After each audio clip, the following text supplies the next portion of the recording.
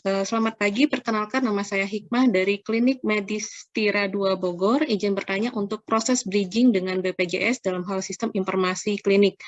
Mungkin yang pertama saya ingin mendengar pemaparan dulu dari Dr. Susi, gimana nih pandangan terkait pertanyaan tersebut.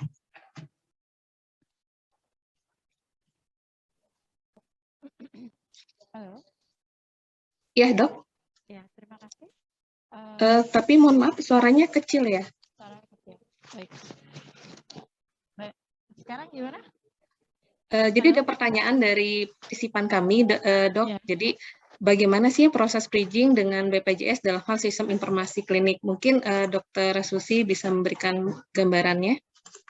Ya, jadi proses bridging memang awalnya kita mengajukan dulu ke BPJS kantor cabang yang terdekat dengan klinik.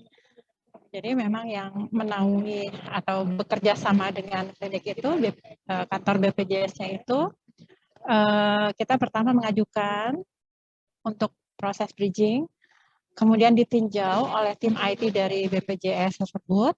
Nah, setelah itu akan ada satu semacam MOU seperti itu. Dan itu biasanya di setiap tahun itu sesuai dengan MOU dengan BPJS juga. Seperti itu. Jadi tahapannya memang kami berproses dari awal MOU itu tidak bridging itu tidak langsung dikasih semua dibuka gitu ya. Jadi ada beberapa sedikit demi sedikit yang dibuka, barangkali mungkin dilihat kita stabil apa tidak atau bisa terintegrasi dengan baik atau tidak, seperti itu mungkin. Kira-kira begitu. Ya, terima kasih Dr. Susi. Mungkin ada tambahan dari yang lainnya?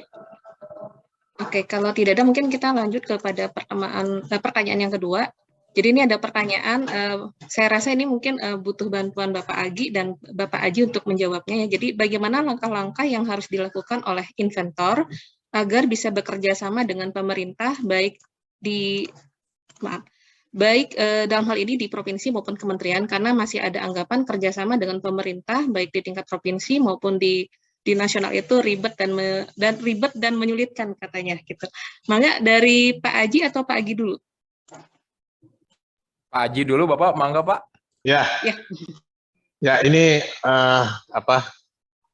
mungkin trauma ya, pernah melakukan sebuah rencana kerjasama, terus kemudian tidak ditanggapi oleh pemerintah. Ya itu adalah yang dulu ya, pemerintah yang dulu begitu, tapi justru sekarang kita sangat open sekali dengan inovasi dan kolaborasi yang ada. Contoh seperti di Jawa Barat itu ada Comment Center, ada JDS yang sangat open dengan model inovasi dan bahkan kita mengendorse ya, mengakselerasi program-program yang ada. Demikian juga dengan Kemenkes, di mana kami saat ini membuka peluang untuk interoperability dengan sistem yang lain. Contoh misalnya kita kerjasama dengan 11 platform telemedicine ya yang membantu kami untuk melakukan penyelenggaraan telemedicine isoman. Dan tadi yang seperti saya sampaikan dengan adanya rencana untuk mengembangkan health tech space, itu teman-teman nanti silakan datang ke sana ya, karena kita akan menyediakan sarana fisiknya juga untuk sekedar tanya-tanya juga silakan, dan bahkan bisa berkolaborasi di sana ya. Kita akan siapkan ruangan creative space-nya, sehingga mungkin khawatir gitu ya kalau datang ke gedung pemerintah biasanya takut gitu ya, ragu-ragu, tetapi kalau datang ke sebuah creative space mungkin akan lebih mudah. Jadi kita juga menyediakan fasilitas seperti itu untuk menghilangi trauma masa lalu ya. Tapi intinya pemerintah sudah sangat terbuka dan bahkan sangat open sekali untuk melakukan kolaborasi. Mau tanya Pak Haji, itu ya, mangga. Di Jakarta ya Pak? Ya. Wah, kita harus, kalau Dokter Ari sih enaknya di Jakarta nih. Saya mesti ke Jakarta nih. Walaupun Jakarta udah makin pendek ya. Cuman ada virtual space-nya nggak, Pak Haji? Ada, Pak. Ada. Oh, kita sedang siapkan ya. Jadi untuk teman-teman nanti yang kesulitan untuk mengakses virtual gitu ya, kita akan siapkan. Dan bahkan sebenarnya kita akan menyiapkan di beberapa tempat, Pak. Tapi untuk sementara di Jakarta dulu. Ya, kita siapkan namanya Startup Hub. Jadi kita mungkin ada bikin hub-nya di Pulau Jawa, satu lagi hub di Kalimantan, satu lagi di Sumatera. Tapi itu next journey-nya. Ya. Untuk sementara kita akan siapkan virtual. Terima kasih. Iya, Baik. mohon izin menambahkan, Bu. Kalau dari Iya, kami tadi yang disampaikan oleh Pak Setiaji betul sekali, dan kami beruntung sekali memiliki pimpinan yang sangat support, termasuk Pak Setiaji untuk membangun kolaborasi dengan jejaringnya. Beliau juga sangat support sekali terkait program-program di JDS. Jadi tadi saya disampaikan di paparan untuk Picobar sendiri kita dibantu oleh kurang lebih 140 mitra startup. Kemudian juga untuk salah satu program kita Desa Digital itu di 141 startup. Kemudian kita juga ada komunitas juga yang menjadi wadah katakanlah kepada berbagai stakeholder untuk bisa sama-sama bergabung bersama kami di Jabar Komit namanya. Kemudian kita ada event-event sharing bersama, teh update spesial dan lain-lain. Jadi ini bisa jadi wahana untuk ya berkolaborasi dengan kami. Salah satu contoh yang terbarunya mungkin Dr. Yayan bisa menyampaikan, karena kita kan ada kolaborasi bersama sejauh ini bagaimana katakanlah evaluasinya bekerja sama dengan tim kami di JDS. Nampaknya betul, harapannya betul yang disampaikan oleh Pak Setiaji tadi. Jadi government yang sekarang sudah berbeda dibandingkan dengan yang sebelum-sebelumnya. Mungkin itu Bu Intan. Mohon Mungkin- izin Bu Intan, Ya, kalau mangga, boleh. Dr. Ya, Ari. ya ini kan kebetulan emang saya sebenarnya dari startup ya, bisa dibilang gitu ya. Jadi kita mulai emang dari 2016, 2017 gitu ya. Jadi emang buat para misalnya inventor misalnya gitu, jangan kecil hati gitu ya. Yang pertama adalah kita harus yakin bahwa kita membuat produk yang baik gitu ya. Nah misalnya kalau kita bisa membuat produk yang baik, terus kita dapat rekognisi ya, misalnya award gitu ya segala macam. Nah itu kita akan dilihat. Yang pertama mungkin yang tadi ya dari Pentahelix tadi, misalnya dari NGO. Jadi awalnya dari situ. Ya ini yang saya ceritakan adalah berdasarkan pengalaman saya. Kita pertama kali dari NGO dulu, bahkan kita dapat beberapa pembiayaan untuk pilot project kita. Terus yang kedua dari situ kita bisa berinteraksi dengan government. Jadi setelah kita direkognisi, kita dapat interaksi waktu itu. Kalau kita, pengalaman kita di awal kita bersama dengan Bappenas waktu itu. Dan berikutnya kita bersama dengan Kementerian Desa. Karena waktu itu dengan daerah-daerah yang tertinggal, nah kita melakukan pilot project. Nah, jadi itu mungkin step-step yang bisa dijadikan contoh ya. Dan memang sekarang udah jauh lebih baik ya. Apa tadi sudah diutarakan oleh Pak Setiaji maupun Pak Agi misalnya gitu ya. Kemenkes sudah jauh misalnya lebih terbuka dengan membuka tadi startup hub atau segala macam. Tapi at least paling nggak bisa mulai dari yang tadi saya bilang. Gitu. Karena memang sebetulnya kelemahan dari startup itu tadi adalah data informasi ya sebetulnya. Informasi misalnya bagaimana mereka bisa berkontribusi ya terhadap misalnya apa yang sedang dilakukan oleh pemerintah ya supaya mereka bisa ikut masuk gitu ya. Itu yang sebetulnya mungkin harus bisa didapat. Dan menurut saya sebenarnya peran daripada academic health system inilah sebetulnya yang menjadi poinnya. Karena kalau kita menjangkau semua startup mungkin akan susah. Tapi kalau misalnya kita, yang tadi kata Prof. Yudi itu misalnya, universitas-universitas itu bisa menjadi inkubatornya. Gitu. Jadi pemerintah memberikan informasinya itu nanti ke universitas tadi gitu. Jadi startup yang di sana mereka langsung bisa terkoneksi dan bisa berkontribusi juga dengan apa yang sedang dilakukan oleh pemerintah. Itu sih menurut dari saya. Terima kasih Mbak Intan. Ya, success story dari Dr. Ari ya. Jadi ini mungkin bagi para inventor yang lain nggak usah khawatir, nggak usah takut, nggak usah istilahnya teh mengalami trauma yang sudah lalu ya gitu ya. Dr. Ari sudah punya pengalaman juga. Oke, mungkin kita bisa lanjut ke pertanyaan selanjutnya. Ini pertanyaan dari Dr. Insi Parisa Desi. Ini spesifik disebutkan untuk Bapak Setiaji, tapi nanti harapannya juga narasumber lain juga memberikan pendapatnya. Bagaimana cara kita sebagai inventor aplikasi digital untuk pelayan di layanan primer agar dapat bergabung dengan platform Kemenkes? Mangga, mungkin Bapak Setiaji bisa memberikan pemaparannya. Ya, pertama tolong masuk dulu ke website bto.kemkes.go.id ya. Di situ ada buku panduan, bukan buku panduan, buku biru strategi transformasi teknologi kesehatan yang baru saja kita launch. Nah, di situ ada arsitektur secara umum mengenai standarisasi yang nanti harus diterapkan. Jadi kita berharap para inventor juga harus mengikuti standar yang nanti kita tetapkan ya, menggunakan HL7 untuk data kesehatannya, termasuk untuk data asing-nya menggunakan interoperability FHIR-nya. Nah, kamus datanya sedang kita susun, jadi nanti tolong terus pantau website dto.kemkes.go.id, kita akan masukkan kamus data, terminologi, master data, dan sebagainya di sana, sehingga teman-teman nanti ikuti standar tersebut. Nah, setelah itu, kita juga tentunya akan membuka API, sehingga terhubung dengan platform Indonesia Health Services tadi ya, IHS tadi, sehingga teman-teman dalam mengembangkan aplikasinya sudah mempunyai guideline ataupun guidance terhadap hal tersebut. Jadi, jika sudah tercompile dengan sistem kita, dengan standarisasi kita, itu dipastikan akan mudah untuk terhubung dengan sistem yang kita miliki. Jadi hanya itu saja sederhananya. Ya, terima kasih. Oke, terima kasih. Ini juga ternyata masih ada pertanyaan-pertanyaan yang muncul dari YouTube ya, dari rekan-rekan kita yang sudah hadir. Selanjutnya ada pertanyaan dari Mirza Fahlevi. Pertanyaan ini ke Pak Setiaji lagi, Pak. Jadi platform yang sangat baik ini sekarang dibangun sendiri oleh tim internal atau dibantu asing ya Pak katanya. Karena kemampuan anak bangsa yang memproses 300 miliar record per hari juga sudah ada. Mangga Pak Setiaji. Ya, jangan khawatir, makanya kita bentuk tim DTO ya. Tim DTO itu yang pasti asli Indonesia, lokal ya. Dan saat ini memang timnya masih minimalis. Nanti tahun depan kita akan rekrut lebih banyak lagi. Jadi kalau teman-teman sekalian selain sebagai inventor, kalau ingin bergabung juga ke DTO, itu juga silakan ya, untuk sekaligus terjun menyumbangkan ide pemikirannya ke negara, itu juga kami sangat welcome.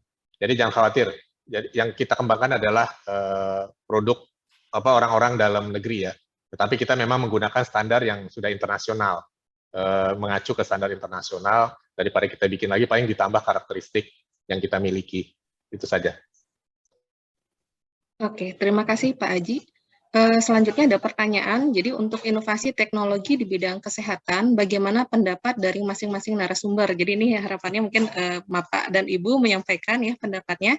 Jadi bagaimana pendapat dari masing-masing narasumber terkait langkah-langkah mensinergiskan universitas, industri, praktisi, dan pemerintah dalam membuat inkubator teknologi ini di Indonesia? Apakah inventor cukup kerjasama dengan industri tanpa kolaborasi dengan pemerintah, praktisi, provinsi dalam menciptakan inovasi? Atau seperti apa? Mangga mungkin saya berikan kesempatan pertama kali ke Dr. Ari ya. Mangga Dr. Ari. Ya, terima kasih Mbak Intan ya. Jadi emang sebetulnya semua itu punya peran, ya, semua punya peran ya. Walaupun emang sebetulnya kalau bisa saya bilang bahwa payungnya adalah pemerintah, ya, gitu. Tapi emang ini yang saya cuma cerita pengalaman ya mungkin ya. Dari seperti yang tadi saya sebutkan ya, pentahelix tadi kan ada yang ABGCI, ya, akademi, bisnis, terus government, community, dan inovator. Ya, jadi otomatis ya itu semua harus bersama, ya. Dan inovator sendiri misalnya kalau dia bergabung dengan akademisi, dia bisa dapat banyak hal misalnya. Satu misalnya mereka bisa dibantu kan, misalnya inovator itu contohnya lah, inovasi itu klinisi praktisi gitu seperti saya. Saya pasti akan dapat banyak masukan dari akademisi dalam bidang misalnya finance-nya, dalam bidang legal misalnya gitu kan. Dan kita juga bisa tahu gitu, kita bisa terlindungi. Nah, jadi disitulah sebetulnya interaksi itu bisa ada. Gitu. Jadi emang otomatis kalau menurut saya semua yang ada di pentahelix tadi gitu ya itu berperan. Gitu. Jadi seperti itu kalau dari saya. Terima kasih Mbak. Oke, terima kasih pendapatnya Dr. Ari. Mungkin Dr. Susi bisa menyampaikan untuk paparan selanjutnya pendapatnya.